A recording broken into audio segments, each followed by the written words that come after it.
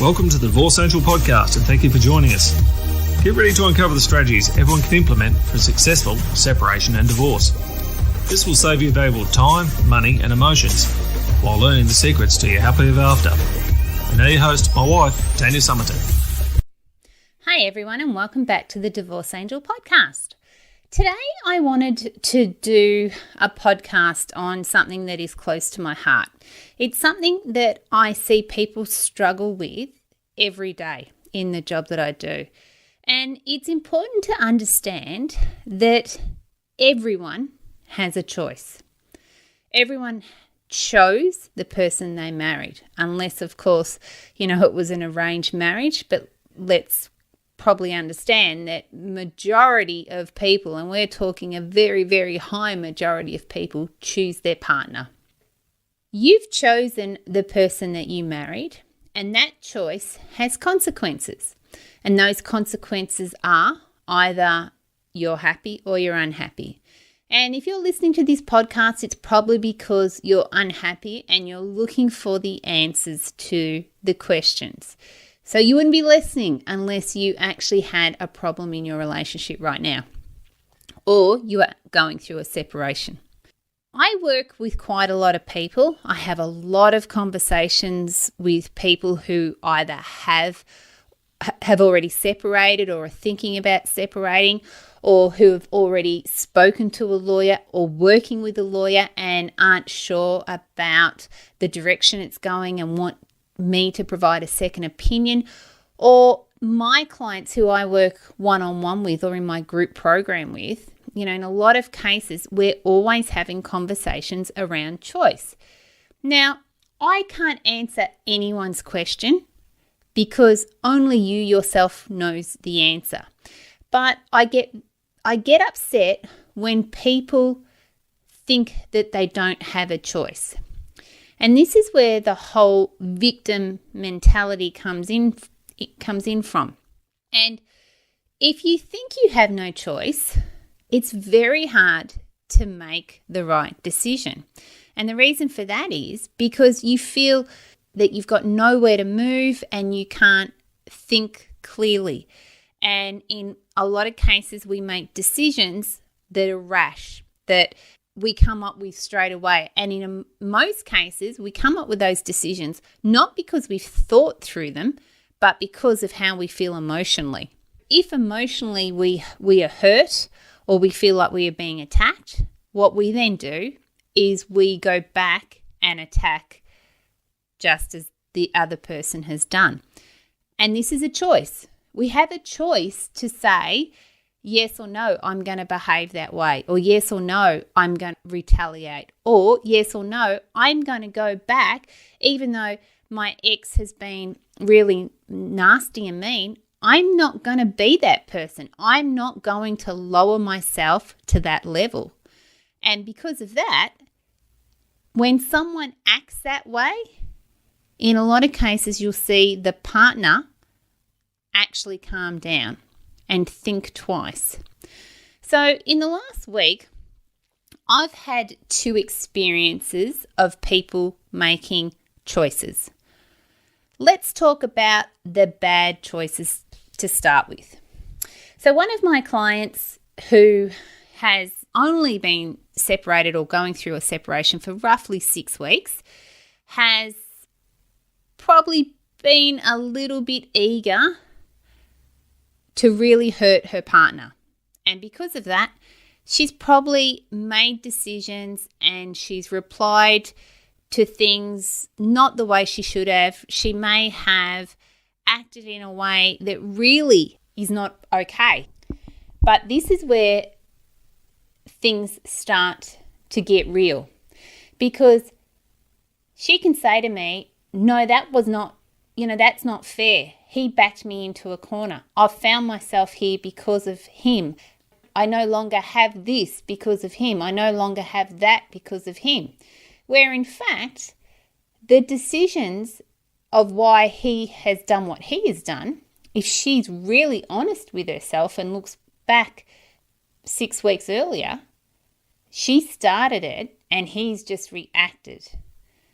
Now, without going into depth about the actual personal situation of this relationship, I've watched it play out, and I've watched him retaliate and then her go back and retaliate even harder, and then he would get more out of hand, and things just got nastier and nastier.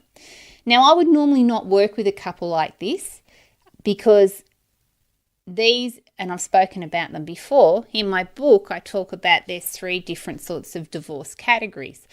There's A, where you're the person that has decided to leave the relationship. There's B, where you had no idea that your partner was unhappy and one day just comes home and says, unfortunately, this isn't working for me and I want a divorce. And then there's C, where neither party wants to take responsibility. And I don't normally work with C. Now, this couple is without a shadow of a doubt, they are Cs. Well, that doesn't sound very nice, does it? But they are category C. So they actually are both very, very similar human beings. And because of that, they can't see each other's side. All they can see is the more hurt that they provide for each other, the better they feel. But that feeling of whatever it is, whether it's exhilaration, whether it's, wow, I got him or her back, whatever it is, it lasts for such a short period of time. It's just not worth it. And we need to look at the big picture. And what's happened with this couple is all of a sudden there's been this astronomical legal bill that's showed up in the email, and she's just can't believe the size of the legal bill. But the lawyers have acted on her advice. They've done what she's instructed them to do. And when we've had a conversation, I've said to her, are you sure you want to do this? Because the consequences will be. And she said, yes, yes, yes. Now all of a sudden, it's out of control. This has been happening for 6 weeks. And I'll be honest, it's not okay. I don't like watching it. I don't like being part of it. And today, she's realised what a mistake she's made. And she's sent a text message to her ex-husband, and she's gone, this has got to stop because this is out of hand. And he's agreed. And within an afternoon, they have sorted this out. They've sorted it out because all of a sudden they've looked at the bigger picture. But it's like when you're going through it at that time, it's the only way you know how to act, because you're just so hurt about what's going on. You think that's how you have to survive. But if I go back to choice, every decision that has been made because he and she have had a choice. And I've talked about it before, whether it's, it's a T intersection or it's a cross in the road. You get to sit there and you get to decide how you will react. And do you want to react from a place of kindness and love, or do you want to react from a place of bitterness and hate? And the place of bitterness and hate will cost you, my friends, will cost you a fortune. It has even greater consequences for your own mental state, and it keeps you in this place of sadness and anger, and it makes healing a lot harder. And then I've had another client who has, without a shadow of a doubt, had her world shifted upside down. She's come from living in a lovely house, having everything that you could want, to leaving the relationship because of domestic violence and pretty much couch surfing on her children's couches and having family members provide her money. And it's been dreadful for her. He's hidden money, he's sold assets, he's even hired a shed to move more equipment into it so that she wouldn't know. Luckily enough, we were able to find out. So he's been very manipulative and he's been very nasty and all the rest of it. Well, yesterday they sat down and had a roundtable discussion. Now, I spoke to her today, and it is the first time yesterday that she has ever been on a train. She's always driven everywhere, and yesterday she decided to take a train. Now, this woman is 60 years old and made the choice to go on the train. She made the choice to go into the roundtable discussion with her lawyer by herself without some support, because she said, I think it's time that I need to stand up. She went into the roundtable discussion, and in a lot of cases when you have a roundtable discussion, you have the ability to sit in a different room, and the lawyers will walk back and forth until they come up to an agreement. And it's not usual that everyone will sit around a table and look across a table like we see on TV. But when she was given the option, do you want to be in the same room or do you want to, be in a separate room? She decided that she would be in the same room because she said, I have to stand up for my future. She's been to hell and back, she really has. And here she was with the courage of her convictions to sit in front of her ex-husband, who has been very unkind to her, and she looked him in the eye. She had the courage to stand up when things were discussed that she did not think were right. And when it come to everything being finalised, his lawyer walked in and said to her, shook her hand and said, you have shown so much dignity today. He said, you have just been amazing. And then he said to her, would you like to go and say goodbye? Now, 4, 5, 6 months ago, she could not even think of being in the same room as him. She would shake like you would not believe at the thought of what he would do. And she said, yes, I choose to be the bigger person. And yes, I'm going to go and say goodbye. So she walked into the room where her ex-husband was, and she said to him that she wished him the best of luck and she hoped that everything went okay. Now, this client chose to be the bigger person, even though everything for her has been dreadful.